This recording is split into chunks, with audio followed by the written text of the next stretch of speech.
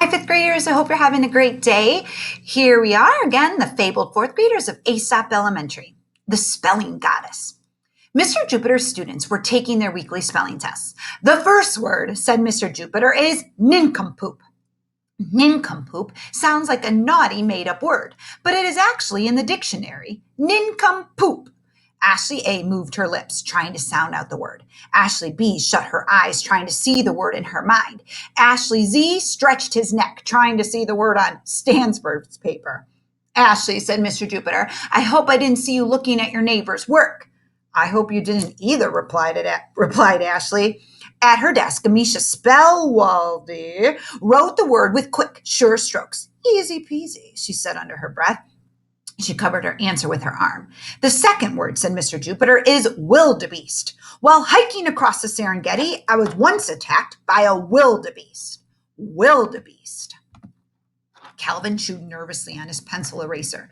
Rachel frowned, wrote and erased, frowned, wrote and erased. But Amisha didn't hesitate.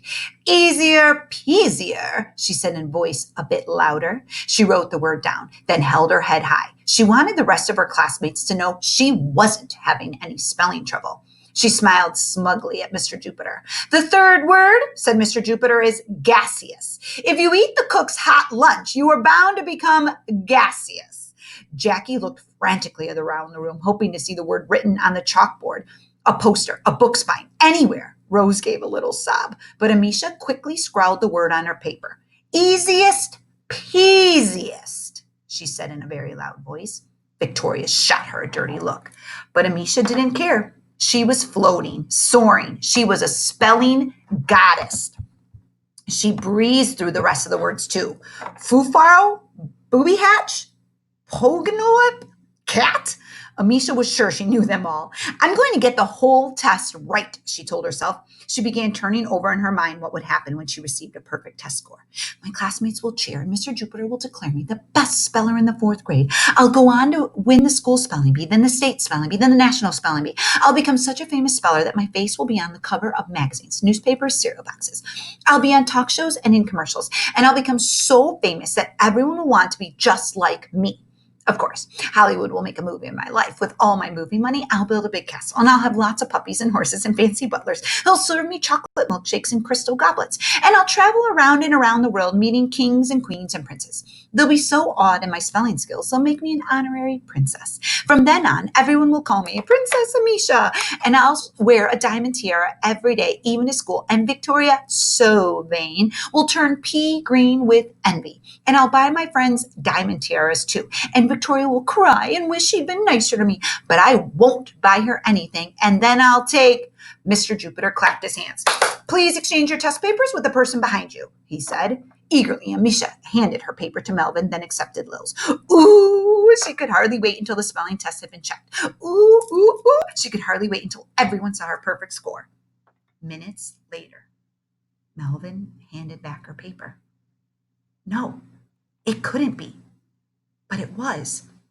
She had spelled cat with a K?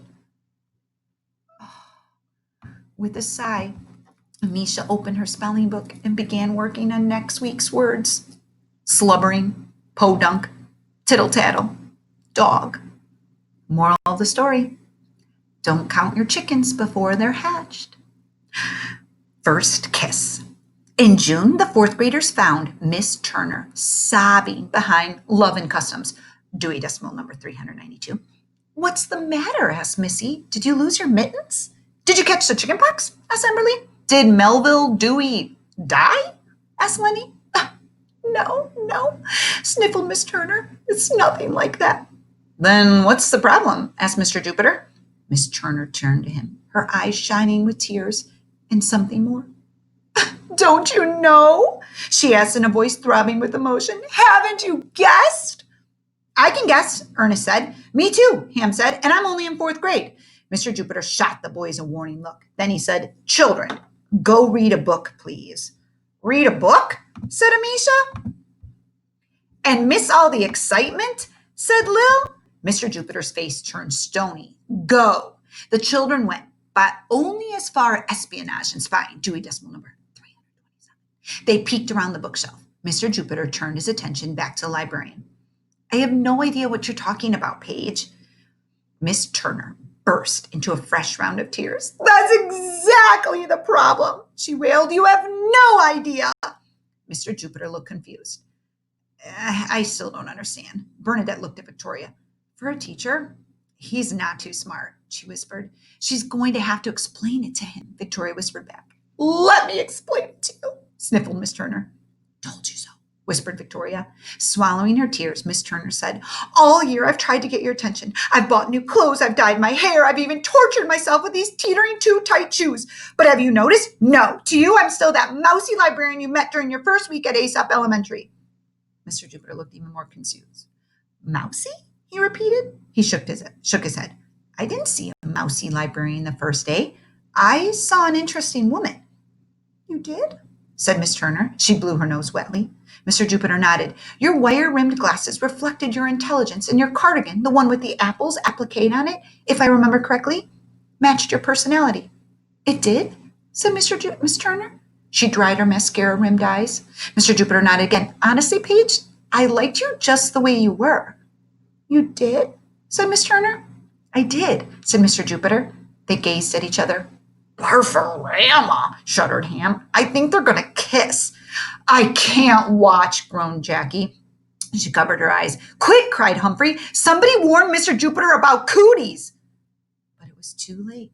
Mr. Jupiter leaned down and touched his lips to the librarian's cheek.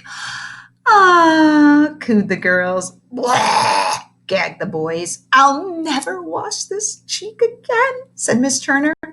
And tomorrow, I'm wearing my cardigan.